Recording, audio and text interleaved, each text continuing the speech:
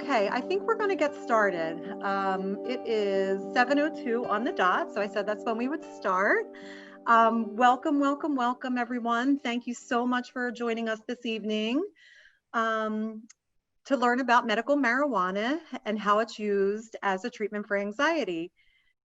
Tonight's webinar is brought to you by the Zabrecky Institute of Biomedicine in partnership with the Apothecarium Dispensary. The Apothecarium is a full-service, award-winning dispensary whose mission is to provide patients with quality medical marijuana in a welcoming and empathetic environment. In addition to offering free medical marijuana education to our patients, the Apothecarium also partners with physicians like Dr. Aggie, who is speaking tonight, to offer discounted medical marijuana certifications to patients as well as their friends and their family. We have 2 discounted certification events each month. So please check our website at theapothecariumpa.com/events, and you can find more information on that. Moving on, tonight's speakers include Dr. Aggie Hewitt from the Zabrecky Institute of Biomedicine, and then also registered pharmacist and our Director of Medical Dispensary Operations at the Apothecarium, Franmar Kopko. Again, I mentioned this in the beginning, but for those who weren't on yet, if you have any questions during the presentation, please use the chat feature to ask them. We'll have time for some Q&A at the end of the session, and then we'll also compile the questions and email answers out to all the participants. For those who may not know, the Apothecarium is actually the dispensing arm of Alera Healthcare, which is a vertically integrated medical marijuana organization in Pennsylvania. Our mission at Alera is also to improve the lives of the patients that we serve. Finally, tonight's program is brought to you by Breathe and Freedom Blends, which are 2 of Alera Healthcare's proprietary formulas that were created with anxiety in mind. So without further ado, I would like to turn the floor over to Dr. Aggie to get us started in talking about anxiety. Okay, hi everyone. This is Dr. Aggie. It's really a privilege to be here. I said earlier as people were getting on board, that anxiety is really increasing right now at an exponential rate. And in medicine, we call it the hockey stick graph. So that's how rapidly anxiety is spreading in our culture right now. Imagine, with the COVID pandemic, that we're beginning to see other people as a source of viral infection, and it's creating a lot of turbulence and loss of jobs and financial distresses. So this is a good time to be talking about anxiety. I come from the Zabrecky Institute of Biomedicine. We are a deeply rooted integrative practice. We work a lot with chronic autoimmune diseases, and medical marijuana is part of our toolkit to help people heal their nervous systems, their guts. Medical marijuana affects every system in the body. So medical marijuana certification is only a small part of what we do. Mostly what we do is really healing very sick people. So the historical significance: 5,000 years ago, they found in Egyptian caves symbols of marijuana plants hanging upside down in a drying position. So it was obvious back then, that 5,000 years ago, that people were using it medicinally. And it's been used for centuries medicinally, as have mushrooms, as have other herbs like ashwagandha. And the United States had legal penalties for possession, and we've gone up and down with marijuana and with our acceptance of it. Partly because the government wants their share of the proceeds that they get. It's same with prohibition. There was a prohibition of alcohol, and as you know, and Al Capone, and you know, the mafia snuck it in, and then it became legal again when the government realized they couldn't control it. So we're on the upswing now, where enough of the population and politicians have realized that the science is behind medical marijuana as a healing herb that heals from the inside out, and it affects every single system in the body. So, Reefer Madness was one of these anti-marijuana propaganda films that was released in 1936. And the hype around it was that people were becoming schizophrenic when they smoked weed, that they were jumping off buildings, bridges, running down streets naked. It was a really a very potent campaign, and the residue of that campaign you can still see in a lot of elderly people today. They were so brainwashed against marijuana, and it was, you know, visual. It was done with the media, backed by the government, and today we're trying to dispel the myth and bring the science forward about the healing properties of medical marijuana and the phenomenal natural medication that it really is. So the endocannabinoid system, you may or may not have heard this. I'm sure amongst the 500 people who are on this call, some people have more of a scientific background, others are newcomers who come from work in different fields. But this system is a system of receptors inside the human body that accept some of the molecules of medical marijuana. What does that tell you? It tells you that God made this system, our endocannabinoid system, to accept medical marijuana. And it also means that we are making internally some of the compounds that exist in medical marijuana. Just like endorphins, we have receptors for endorphins. We make them when we exercise hard. So the receptors were designed to accept the endorphins so it would have its effect. The same with the endocannabinoid system. And if you look quickly here, the CB1 receptors are where you see the green, and it's very much located in the brain. And in the brain is where the amygdala is. That's the part of the brain that registers fear and anxiety. And that's heavily, heavily inundated with the CB1 receptors. CB2 receptors are more in the periphery of the body. And CBD acts on both, but it binds very loosely. THC acts very strongly on the CB1 receptors.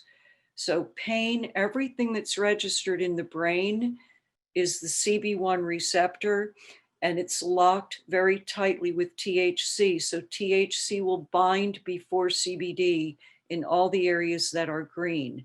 You can see the pink receptors, which are CBD2, are like your joints, for example. So if you have joint pain, your CBD salves and oils are going to be very effective for that. Fran Mar knows a lot about this and will have something to say more about THC and CBD and how they differ.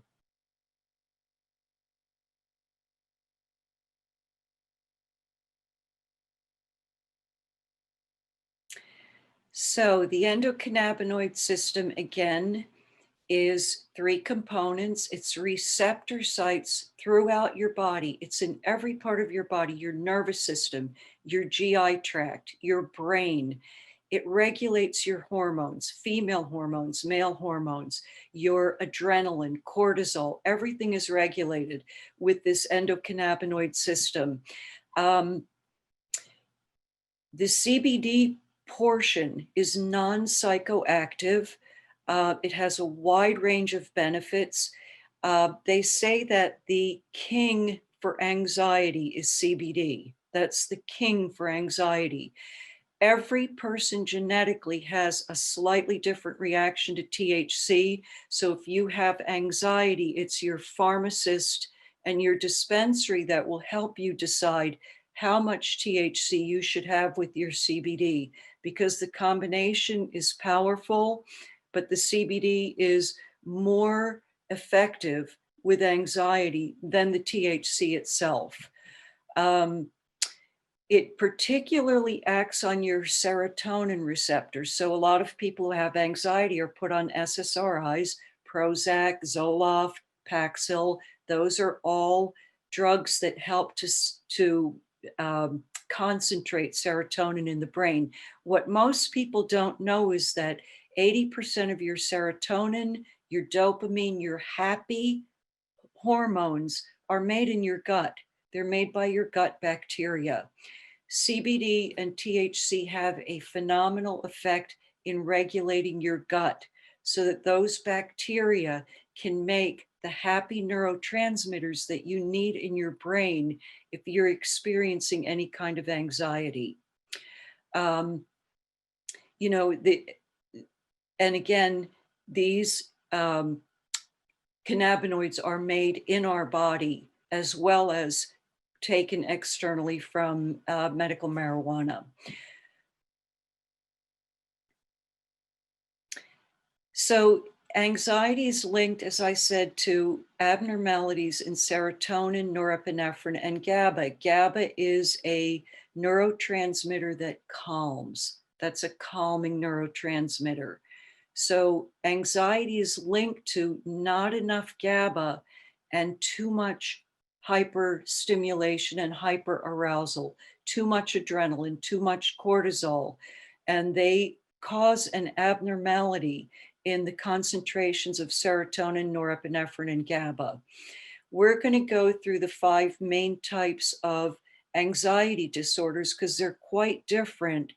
And your pharmacist or doctor in your dispensary will help you determine what's best for your kind of anxiety disorder. So the first one is a panic disorder. It's not the same as a panic attack. A panic disorder can run in families, and it's always characterized by a fear of disaster, of destitution, it's a very dramatic fear of losing control, even when there's no real danger.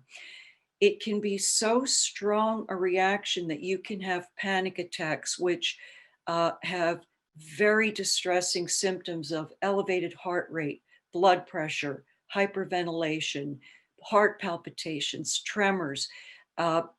People can experience panic to such a degree that if they don't know they have clogged coronary arteries, it can stimulate a heart attack. That's how serious it is. CBD and THC in small quantities have a tremendous effect on regulating the sense of panic, and they can actually block the amygdala's and the brain's ability to feel panic or pain. So they can regulate and create what we call homeostasis and calm the body, calm the mind. It can be, a lot of people start experiencing panic disorders in college. That seems to be the age range where most people start to experience panic disorders. And panic attacks are very, very frightening. People have to carry beta blockers with them when they drive. They have to carry Xanax with them when they drive. Everywhere they go, they have to have a stash of medication in case they break out in a panic attack, because it can be paralyzing. Generalized anxiety disorder is the most common of all the anxiety disorders. It's a state of continuous worrying. And a lot of people who have generalized anxiety disorder had very difficult childhoods or were exposed to difficult situations when they were young, and they started to worry. And worry is like an electrical circuit. It's very hard to break it. And a lot of people fall into the worry circuit because it's the most comfortable place for them. So rather than be in action and try to solve a problem that they're worrying about in the future, they stay stuck in this circular pattern of worry. And the worry, if it's not controlled and not healed with, CBT therapy or mindfulness meditation, in conjunction with medical marijuana, this generalized anxiety disorder can disintegrate into depression. And depression is much, much harder to treat than anxiety. So you want to get anxiety and nip it in the bud before it really becomes something that is a permanent circuit in the brain. And it's very hard to break that circuitry. So it can affect your ability to sleep. But remember, insomnia is a problem of 24-hour-a-day hyperarousal. So it's very important when you're getting information from your pharmacist or doctor at your dispensary that you're looking at a 24-hour-a-day control system with medical marijuana. So your pharmacist will recommend something that will help you sleep. She'll also recommend, or he, something that will help you during the day, so that that pattern of continuous hyperarousal that goes 24 hours a day, that doesn't progress into depression. Very critical to get it in the anxiety stage. And you want to get 24-hour treatment for that. And I always recommend too, lifestyle changes. You're not going to drink a pot of coffee a day. It's kind of obvious what the triggers are that can make your anxiety worse. Mindfulness, meditation, anything that makes you calm, nature, they're adjunctive treatments with your medical marijuana.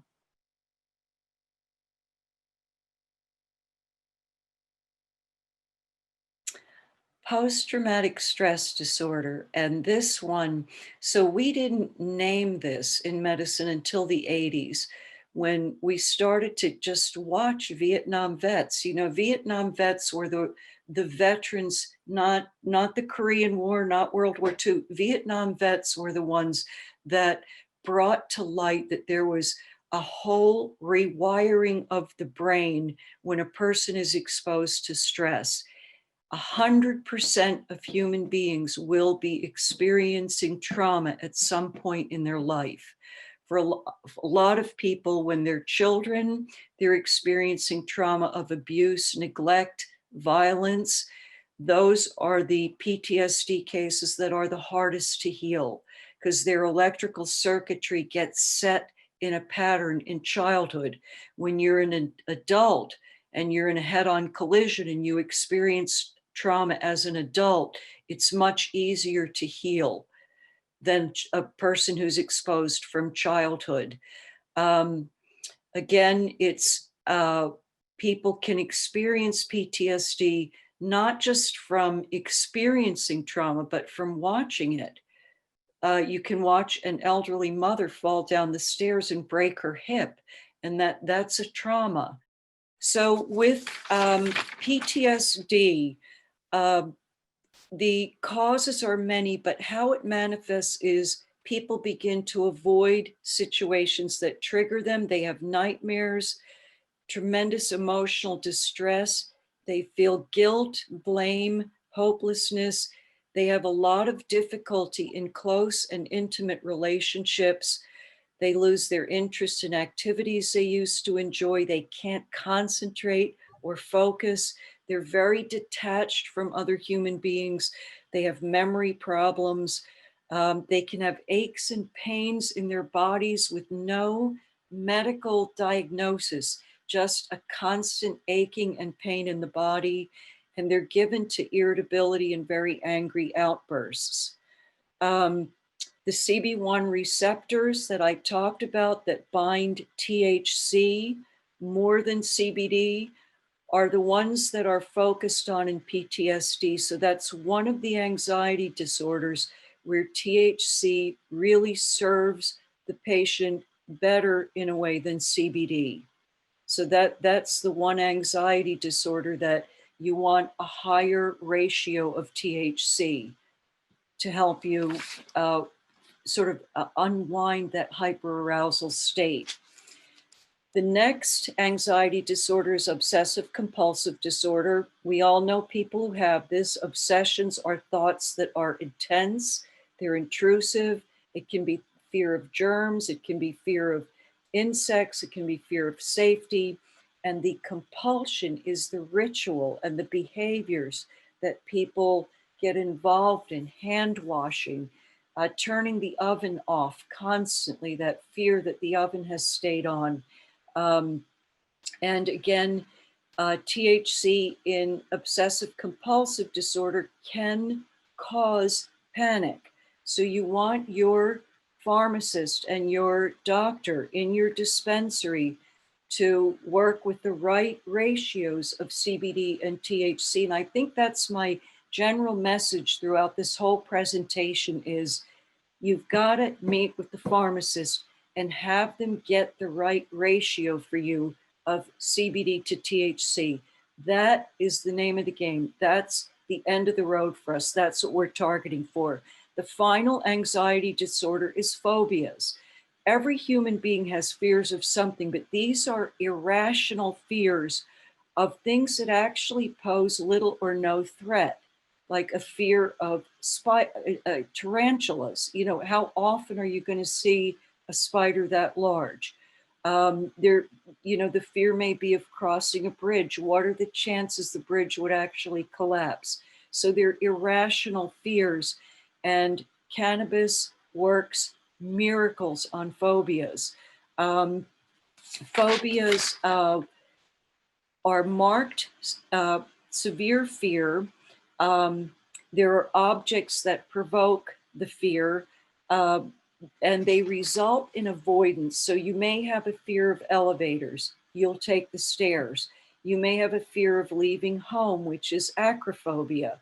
You may have a fear of being in public places, which is agoraphobia. You may have a fear of MRIs, claustrophobia. So these fears can be very limiting to your life, and the medical marijuana acts on those parts of the brain to help deprogram the fear, so desensitize the brain to the fear.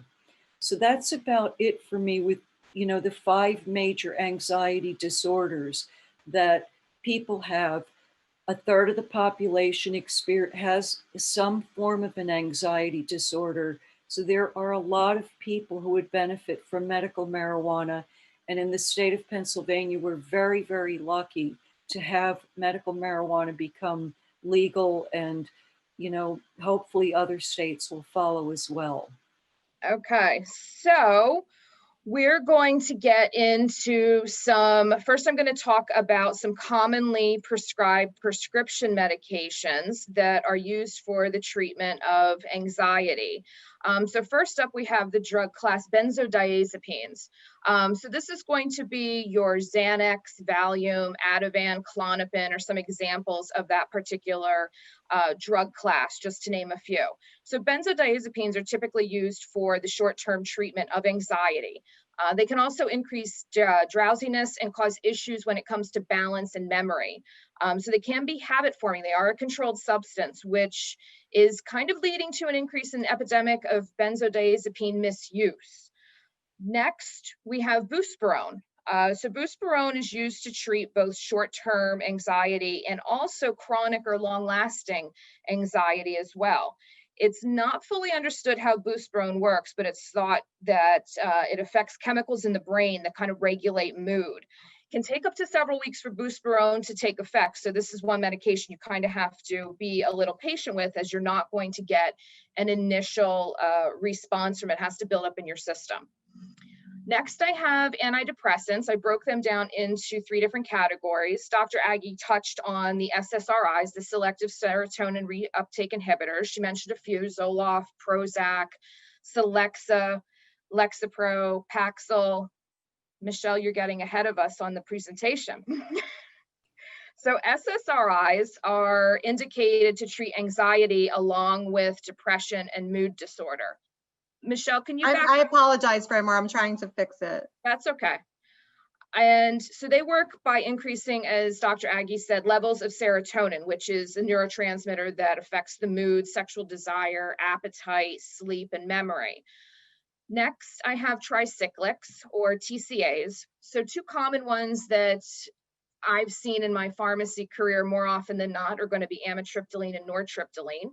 Now, they work well to treat most anxiety disorders. However, one of the prominent side effects of the tricyclics are drowsiness or sleepiness. So a lot of times they are prescribed for patients more as a sleep aid to help with sleep, and in turn help treat the anxiety. So we'll get into that a little later on. Last class that I have for antidepressants are the MAOIs, which are monoamine oxidase inhibitors. Now, these aren't commonly used too much anymore. I did include them because they are used to treat panic disorder and social phobias, and have some off-label use for the treatment of anxiety. They work by increasing the number of neurotransmitters that regulate the mood. They're not as common anymore just because we have better medications out on the market, but this was kind of the go-to medication back in the day. Dr. Aggie also mentioned beta blockers. One in particular that's commonly used is propranolol. Now, most people think beta blockers, oh, that's a heart medication. And yes, it is. It is indicated to treat heart conditions. However, it has an off-label use to treat anxiety. A lot of people don't know about that, especially social anxiety disorder. So now that we went over all of the drugs, we're going to go over drug interactions. So yes, there are drug interactions with some prescription medications and using cannabis.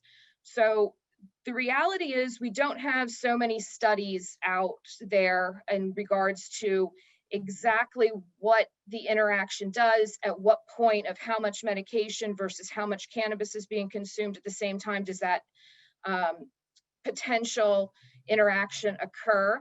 But we do know cannabis is broken down through the cytochrome P450 enzyme. And a lot of prescription medications also follow this same pathway and are broken down. So what happens in theory is that sometimes the cannabis does not allow those prescription medications to break down as readily in our system. So those medications hang out a lot longer than anticipated in our bodies, and we end up kind of feeling a lot of the side effect profiles that we might not normally feel when cannabis isn't involved and the medication gets metabolized regularly. Also, cannabis can have the opposite effect on some medications, where instead of letting the medication sit around and not get broken down, it breaks it down even faster than what we're used to. So you might be expecting to get a certain effect out of your medication, and that's not happening because it's getting broken down faster than it normally would if cannabis wasn't involved.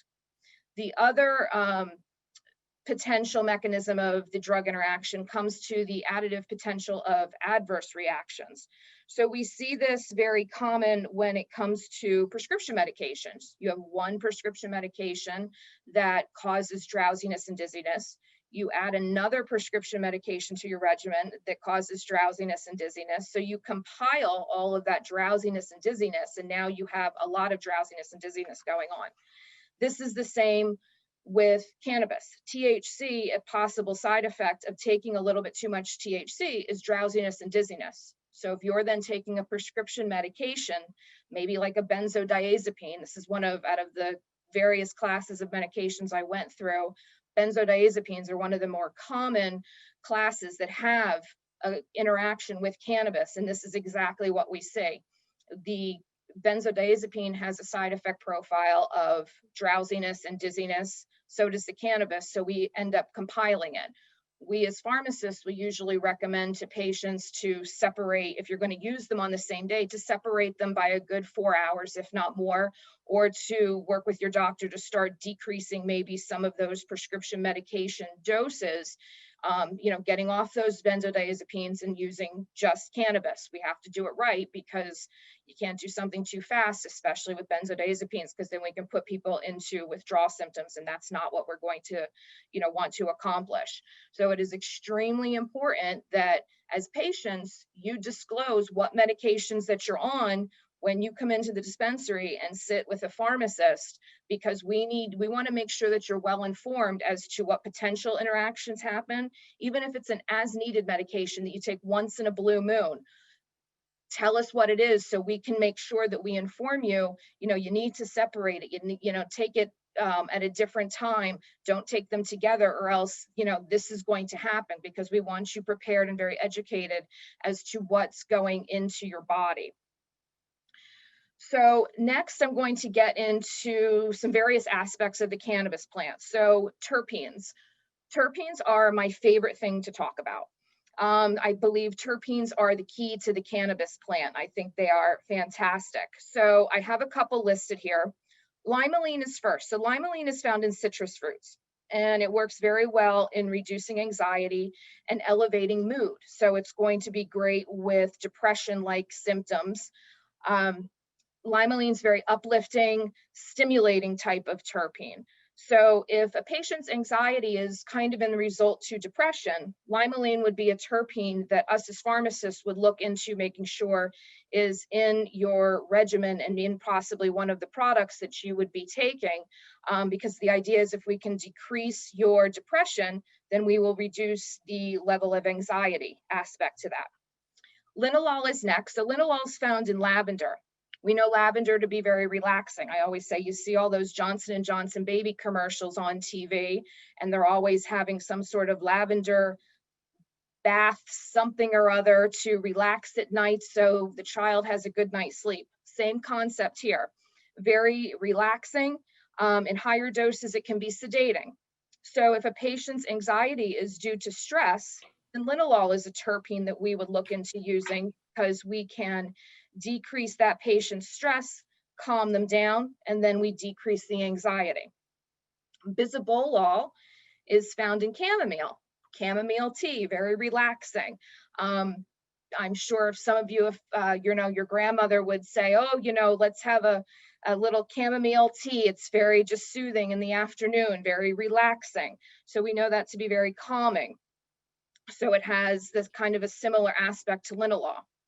Myrcene or myrcene, can be however you want to say it, is found in hops and is actually one of the more sedating terpenes in the cannabis plant. So in lower percentages, myrcene can be relaxing and calming, and at higher doses, it can be very sedating, which would be very good for sleep. So as Dr. Aggie said earlier, patients suffer from anxiety often have racing minds, or their minds don't want to shut down, or they can't shut down. They're just going all in their head. And this really usually results in a poor night's sleep. And sleep is our body's chance to recover from the day's stressors, gives our body a chance to catch up, get back to that kind of status quo. And if we're not getting a good night's sleep, then we're starting out the next day already in the hole and not feeling good. We feel off. Our homeostasis is off. We're just not feeling right. So this is a good terpene for sleep. I actually have found that a combination of myrcene, linalool, and bisabolol, I call that my little trifecta for a hardcore knock you out sleep aid, because I'm basically utilizing the most relaxing and sedating terpenes available from the cannabis plant to help with that sleep. So caryophyllene or caryophyllene, however you want to say that one, is found in black peppercorns. And most people know that it's really good for inflammation, and it absolutely is, but it actually is good to help decrease anxiety as well. I found that having some caryophyllene in the regimen will actually enhance the effects of some of the other terpenes. So you get like a bigger bang for your buck, which is great. So next we have kind of the meat and potatoes of the cannabis plant, THC and CBD. So THC and CBD are going to be the main cannabinoids that you're going to find in the cannabis plant. You'll find other minor ones too, but these are going to be the main two that are going to be in your products in the dispensary. So THC done in moderation can help with anxiety, and it provides a calming effect. However, too much THC can actually exacerbate a patient's anxiety. So during many of the consultations that I've had with patients over the past few years, I've had patients come in and say, when I was younger, I tried cannabis and, it just made me so anxious and paranoid. And then about an hour later, I felt better and felt calmer. Well, what happened was they overshot what we call the sweet spot. So your sweet spot is finding the right amount of medication needed to produce the effects that you're looking for without having side effects. Too little medication doesn't work. Too much causes side effects, that additional anxiety, paranoia, things like that. So we want to shoot for that middle zone and aim for your sweet spot. So those patients that had tried cannabis when they were younger and said they felt anxious or paranoid, they overshot, took too much, and as it wore down, they fell back into their sweet spot. We like to slide into the sweet spot, not overshoot. We don't want to over medicate you. We always say start low and go slow, because we want to slide into that sweet spot and not do too much, and because we want you to have a good experience. We want you to, help fix these medical conditions, but we also want to make sure that you don't do anything where you're going to not have a good experience and it's just going to be horrible, because you're not going to want to try it again. And this, for some people, might be their kind of last resort because they've done everything else. Mm-hmm. So CBD, Dr. Aggie said earlier, is really good for patients with anxiety. I think a lot of people these days are starting to understand how CBD is working and how it produces a calming effect. CBD is also very interesting in that it has what's called a biphasic effect. So at lower doses of CBD, it can be a little stimulating. Higher doses of CBD are actually sedating. So this is why when some patients, can take CBD at night and they say, oh, it helps me sleep. Well, that's great. At that particular dose, they hit that sedative aspect of the plant, of the CBD. Some people can't do CBD at night because they're not taking enough for what their body needs to have that sedative effect. They're still in that more stimulating aspect dose of the CBD. So the mystery comes, where is that line between sedation and stimulating, So that's where that trial and error type of still comes into play a little bit, to kind of figure out at what dose is it not going to be so stimulating, and is it going to be a little bit more sedating. So now that we kind of talked about the various aspects of the cannabis plant, how do we put it all together and take and consume our medicine?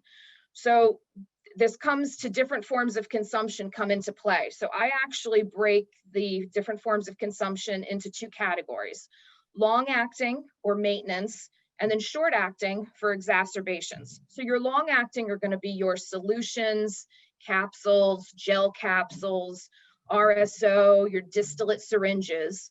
And then your short acting are going to be your inhaled products like flour or vape cartridges, non-activated concentrates. And then for individuals that don't want to or can't do anything inhaled, maybe you have some sort of respiratory issue, we don't want you inhaling, we have tinctures. So that is our next option for short acting that does not involve anything inhaled. So as pharmacists, when we're making recommendations to patients, we first want to know what their goals are. I can hear a patient's medical history and my mind starts going as to, okay, I think I'll recommend this and this and this, but then I hear what their goals are and it's not really what my goals were for them. Well, it's not about me and my goals for the patient, it's about the patient and their goals and what they would like to achieve and what their primary issues are that they want to try and help resolve. We also need to determine if the anxiety is the primary issue or the secondary issue. So what I mean by primary and secondary issue is your anxiety just that? You just have anxiety? Or is it a secondary issue? Do you have depression that's making the anxiety worse? Are you not sleeping well, which makes the anxiety worse during the day? So in this case, we don't treat the anxiety, we treat the depression, we treat the lack of sleep, because if you can fix that, the secondary issue, which is the anxiety, falls into place. So that's how that works. So patients always ask, what's the best strain for anxiety? My answer might sort of surprise you. So we don't necessarily recommend specific strains. We actually work backwards to find the right product. So what I mean by that is, based on what a patient wants to treat, what they're looking for, first we decide on the level of cannabinoids. So do we want something that's higher CBD, equal parts THC to CBD, which we call a 1-to-1? Do we want 2 parts THC, 1 part CBD, or vice versa, 2 parts CBD, 1 part THC? And we start there. And then after that, we decide what terpenes are going to work best for what we're looking for. Do we want something that is more geared to sleep? So we use that myrcene, bisabolol, linalool combination. Do we want something that maybe is going to help anxiety, help depression, but be relaxing? So maybe that's a limonene, bisabolol combination. And then we find the product or the strain that fits that criteria. So we work backwards.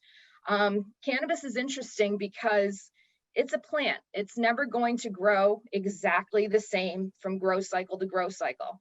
As much as these grower processors do their best to try to ensure they use the same amount of water with the same amount of nutrients, provided the same amount of light for X amount of hours a day, rotated plants, had the temperature, the same. Mother Nature does what Mother Nature wants to do, and that's the beauty of this plant. And so she's going to grow how she's going to grow, and we have to adjust in order to benefit from all that she has to offer.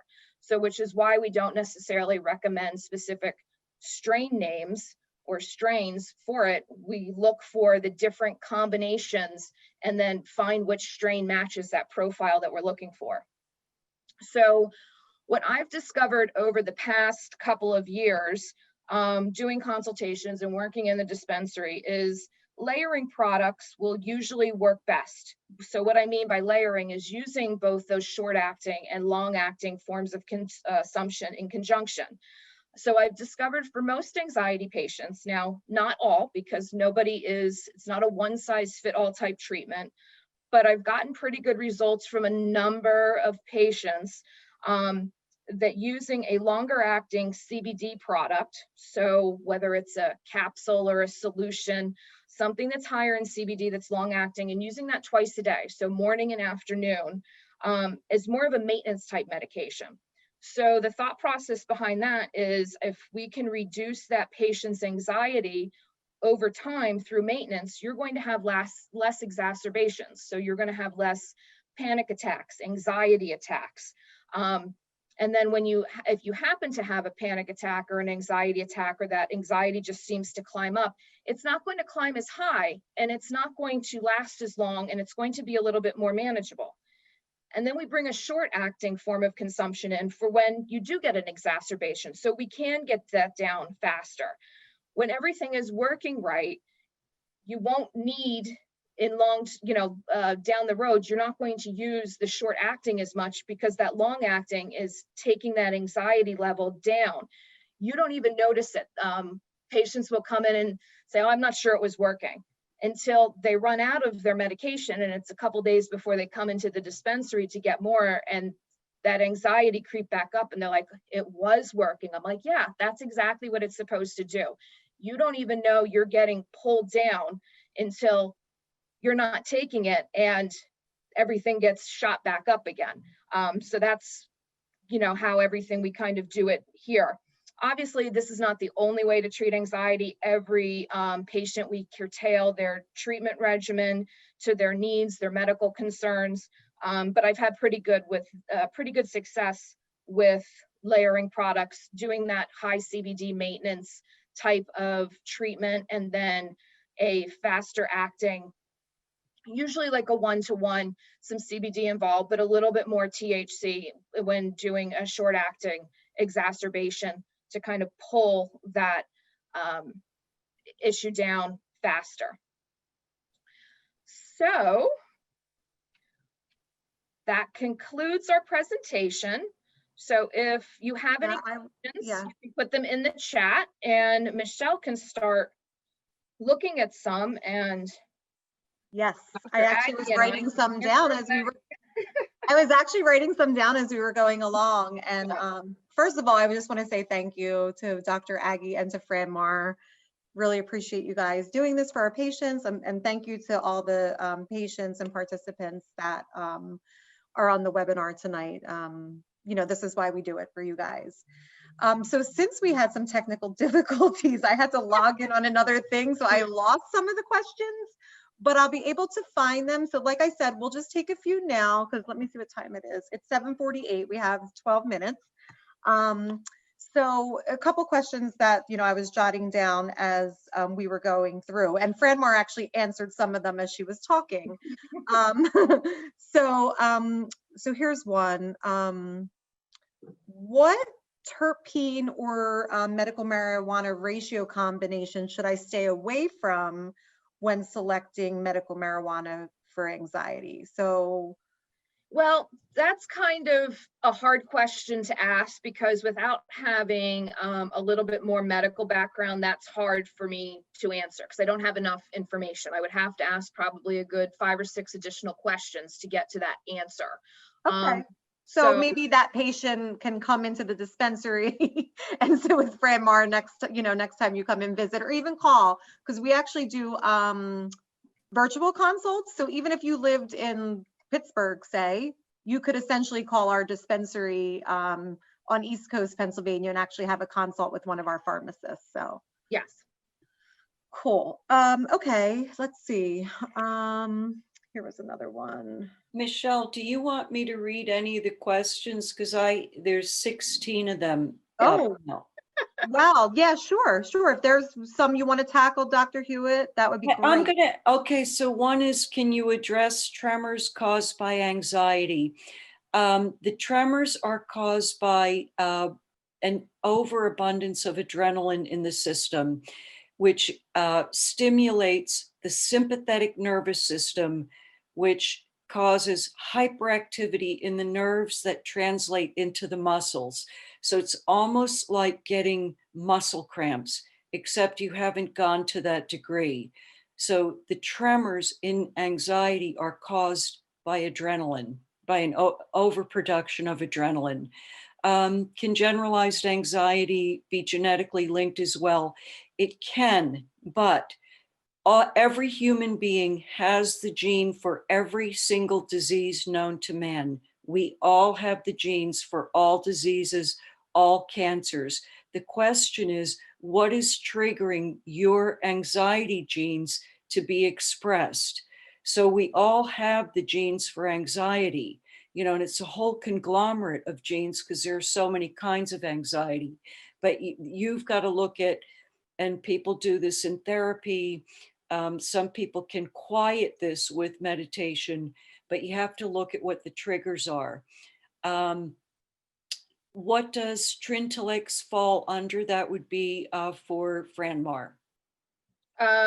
What's Trintilix? I think it's in the it's one of the Effexor cousins. Yeah, it's going to be it's an add-on type of antidepressant. It's one of the newer medications to hit the market over the past few years. Yeah. Okay. And what Ilera tincture do you recommend for sleep that includes linalool, bisoprolol, and the myrcene?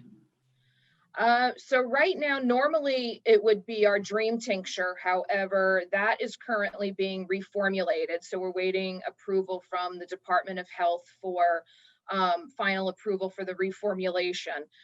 So what we have been doing as pharmacists to try and, you know, find an alternative in the meantime. Ilera's THC plus, so we've just been going with straight THC. There's no additional added terpenes in that product. G-Leaf, which is another grower processor, has an indica-based tincture that we have used.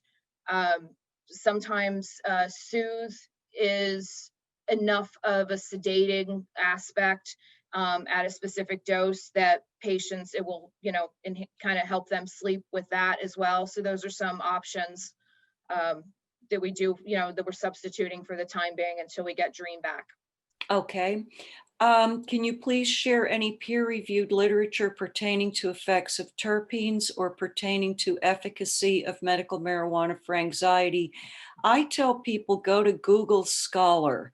Google Scholar just has a lot more articles than you would find on PubMed And especially in integrative medicine, which medical marijuana is sort of considered part of integrative medicine, although it's becoming so mainstream. But Google Scholar is always a good place to start. Anything you want to add to that, Fran Mar?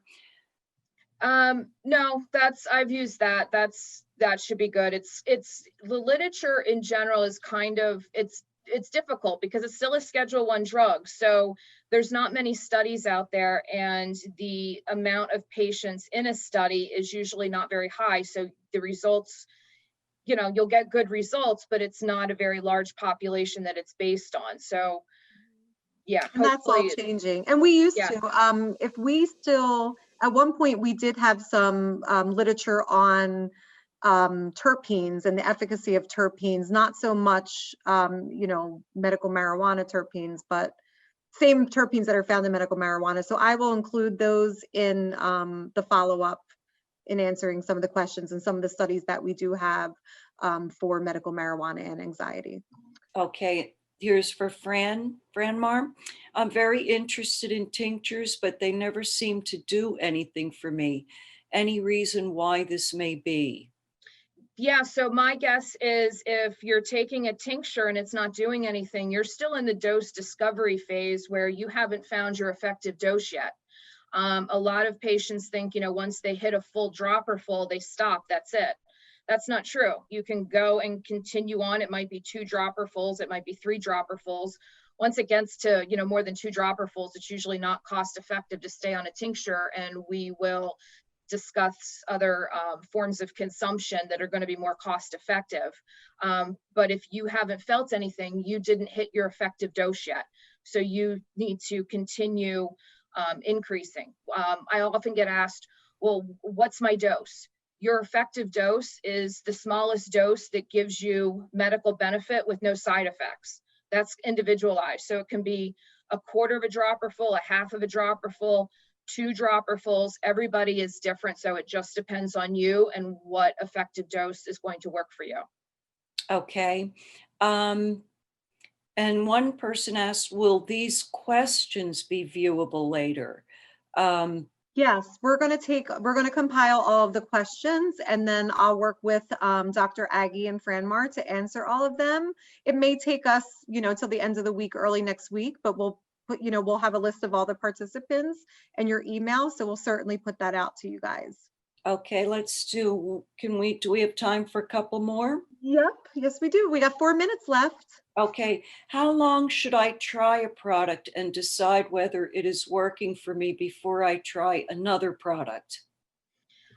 So once again, that would kind of circle back to that dose discovery. If you're taking a tincture and you're increasing and not getting the results that you need, you haven't found your effective dose yet. So we'll continue to go up. Once we've kind of gone, like I said, to a certain level, if it's not cost effective for the patient, we're not going to, have you on a tincture that's going to be done in 5 days, because that's just wasteful money when we can put you on something that's a little bit more concentrated to try and, find that effective dose for you. So usually I always say, if you're increasing and you're not finding your dose, you need to be checking in with your pharmacist at least, every 2 weeks, so we can assess, readjust dosing, readjust when you would be taking something, the frequency, if we need to add something else into that regimen. But we have a lot of patients that they don't return our phone calls, they don't reach out to us when we're following up with them, and then they come back, 6 weeks later, well, this didn't work.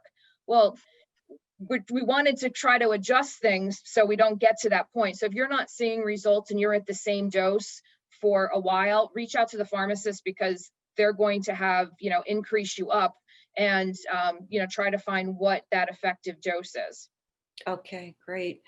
What do you recommend for someone dealing with all of the following: menopause, fibromyalgia, depression, anxiety, and chronic insomnia? I'm going to take a first stab at this. Fibromyalgia is an autoimmune disease, actually. And it all autoimmune diseases we are finding have their root in leaky gut. So when anything causes an imbalance in your gut, and stress is the #1 reason for leaky gut.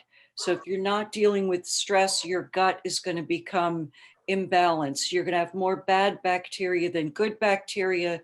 The bacteria are going to leak into your bloodstream, and your immune system is going to see them as foreign and build an autoimmune response against your body. That's what causes thyroid disease in women, fibromyalgia, lupus. All of these autoimmune disorders start with leaky gut. That's a primary starting point. So medical marijuana acts very much on the GI tract. It acts on the nervous system. It helps build brain cells. It acts on your endocrine system, so it can stabilize your estrogen, your progesterone, your testosterone. It equalizes your hormones. And, you know, it acts on anxiety and depression. Anxiety and depression are always symptoms of something that's gone wrong in the gut. And the more anxiety and depression you have that builds that's untreated, the more insomnia you're going to have. So I want to punt the ball to Fran about anything that she may have to say about irritable bowel and anything that's happening in the gut, because that is the starting place for most autoimmune conditions, which fibromyalgia is, and it's often associated with irritable bowel. So with irritable bowel, we usually treat more with a long-acting higher CBD type product. So either a higher CBD capsule or a solution. But with this particular patient, my question would be, okay, you have all these medical issues. What are your goals? What's your first, second, and third goal? Is it sleep? Is it the depression? Is it the anxiety? Because I can't fix everything. So I need to know what's right off the bat. I need to, narrow down my search. I can't put you on a different product for each of those 4 or 5 things that you listed.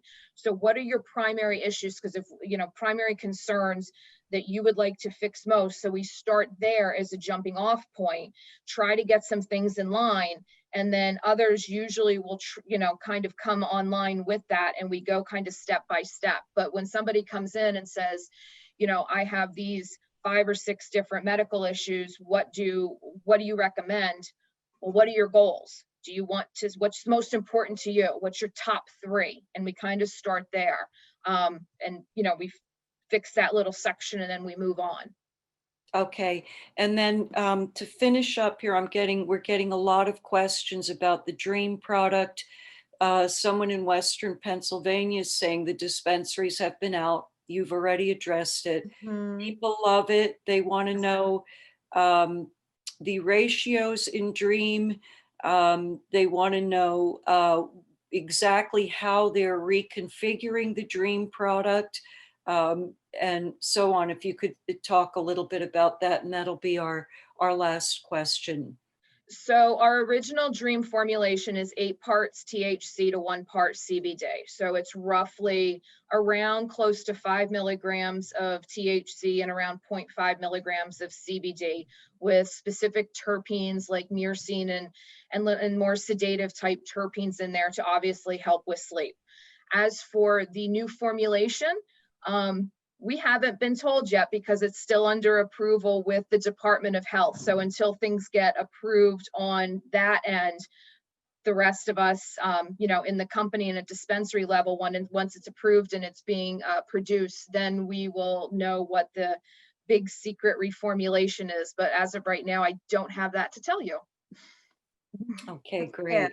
And we'll address all the questions again, because we did have a lot of questions. So thank you, because we were getting them in the chat, but we were also getting them in the Q&A chat. So we'll get those together for everybody. But thank you, thank you, thank you. This was a very successful event. We hope to do an education event once a month with Dr. Aggie coming on board, maybe other physicians, if we have other physicians on the line and you're interested in presenting as well. Also for patients, if you guys have any suggestions for future topics, we would love to hear from you. You could, reach out to us at patients@alerahealthcare.com, or what is another good email for patients to reach out to us, Fran-Mar? So on our website, all of our 3 locations have reception emails, so you can send them there, and they'll get routed to a pharmacist in order to respond to you. Yep. And for anybody who needs a medical marijuana certification, you can call Dr. Aggie at the Zabrecky Institute. Dr. Aggie is one of the few doctors that always offer a discounted rate for initial certifications and renewal certifications. So an awesome doctor to call to get that done. So thank you, everybody. We will look forward to talking to you again soon. And good night. Have a great night, everyone. Thank you, Fran-Mar and Dr. Good night, everyone. Thank you. Good night. Good night.